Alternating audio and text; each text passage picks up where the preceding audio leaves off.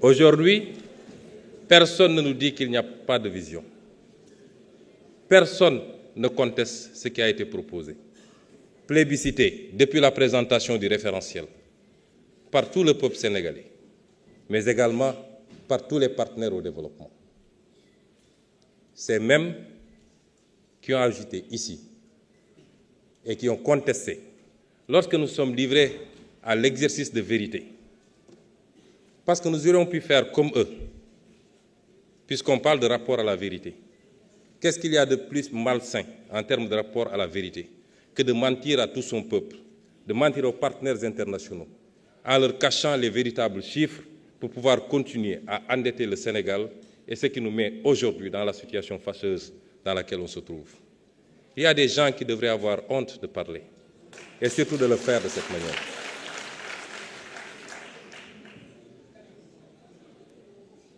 Personne aujourd'hui, à part un seul intervenant, et l'histoire, vous savez, je crois que chacun d'entre nous doit éviter de se faire prendre la main dans le sac en plein jour. Dans quelques jours, la Cour des comptes publiera son rapport. Dans quelques jours. Je ne sais pas ce qui s'y trouve. Je ne sais pas ce qui s'y trouve, mais je peux vous garantir d'une chose. Si ça ne révèle pas plus que ce que nous avons révélé, ça ne sortira pas moins que cela. Et à partir de ce moment, je le dis et je le réitère, tous ceux qui ont une responsabilité par rapport à cette situation fâcheuse et qui ont trahi ce pays devront en rendre compte devant vous certainement, les députés de l'Assemblée nationale.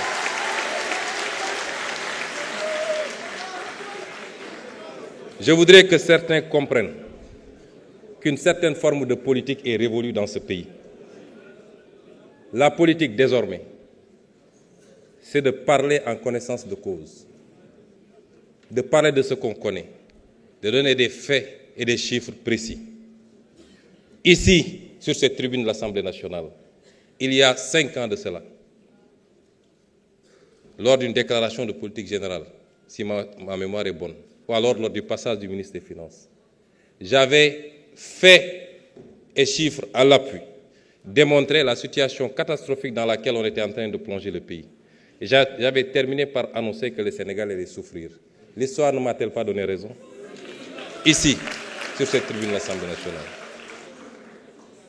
C'est vous dire que ce qui s'est passé le 24 mars n'était pas la fin d'une histoire.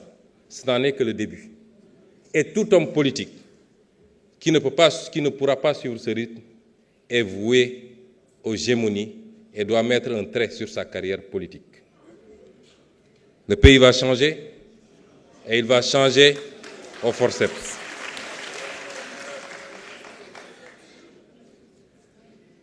Monsieur le Président de l'Assemblée nationale, honorables députés, le débat s'est posé en termes très simples. Avant de présenter notre vision globale, nous avons fait un état des lieux. Chaque fait et chaque chiffre qu'on a annoncé dans cet état des lieux est avéré. Chaque fait et chaque chiffre. Nous avons présenté la situation catastrophique du pays. On nous a vanté les mérites d'un bilan. Le vrai bilan, il est là. Il n'y a rien de plus facile que de maquiller des chiffres, d'aller emprunter de manière désordonnée, comme on l'a dit, en calculant tout de suite le prochain mandat, et de s'empresser à faire sortir des immeubles et dire que j'ai un bilan. Des pays ont fait banqueroute. Rappelez-vous du cas de la Grèce, de l'Argentine, par ces comportements. Et le Sénégal n'en était pas loin. Dieu aime ce pays. Dieu aime ce pays. Et nous devons aimer ce pays autant ou plus que Dieu lui-même. Les responsables de cette situation, ils sont là, dans cette salle. Vous les sentez perdus. Nous avons présenté un référentiel et nous avons présenté une vision globale. Vous savez, quand on n'a pas grand-chose à dire, il faut dire gongo, c'est bon. Ça fait partie de la grandeur. Et Madame l'honorable députée Aïssata Tall Sall l'a fait à sa manière. puisqu'elle attend le deuxième tour pour se prononcer sur un référentiel ou une vision qui lui a été présentée. Et elle avait largement le temps, parce qu'au deuxième tour, je crois qu'elle aura à peine 1 ou 2 minutes, maximum 5. Mais si vous entendez bien, ce qu'elle a dit en langage très effilé, comme savent le faire mes amis les avocats, c'est que simplement, Monsieur le ministre, je n'ai rien à vous dire, tout est bon.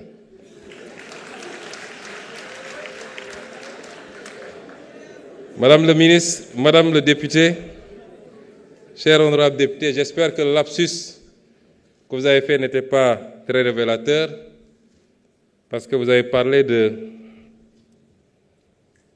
que je n'ai pas voulu le terme juridique qui a été utilisé, que je n'ai pas voulu déférer ou quelque chose comme ça, comparaître devant l'Assemblée nationale. J'espère que vous ne rêvez pas encore de me juger. Mais je n'ai jamais eu de problème à répondre à l'Assemblée nationale. Je n'ai peur d'aucun député. J'ai été député ici à l'Assemblée nationale, où vous étiez 127 et j'étais seul. Et le peuple sénégalais peut témoigner que ces 5 années de députation,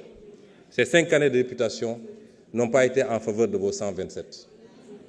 Comment pourrais-je avoir peur de me présenter devant vous? Ce qui s'est passé, c'est qu'on a eu une assemblée qui a eu une majorité qui a une attitude particulièrement irresponsable. Un gouvernement qui vient de s'installer et l'assemblée s'agite, parlant de motion de censure et je ne sais quoi. Vous censurez quoi? Quel acte avait été posé pour justifier une censure, si ce n'est de la politique politicienne? Et vous avez assuré que vous ne censurerez jamais et que vous serez censuré.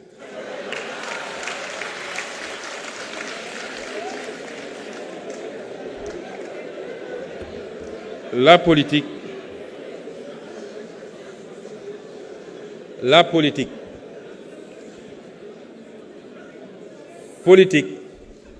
du rek doole. Politique xel moo ci ëpp. Politique comme làmb la.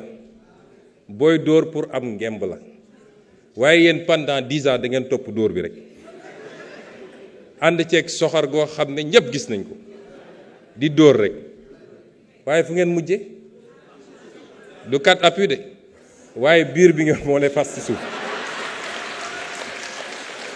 Donc il faut apprendre de vos erreurs.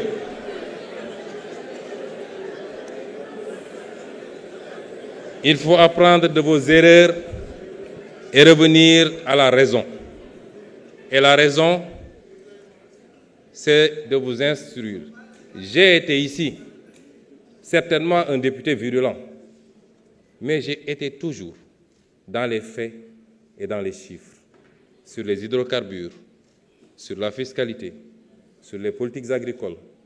Je crois que cette assemblée-là, quand on y était, avec beaucoup d'autres députés de l'opposition, au moins on avait réussi à rehausser, sans avoir besoin d'insulter qui que ce soit. Certes, l'Assemblée, c'est la confrontation politique, c'est la guérilla parlementaire dans tous les pays du monde.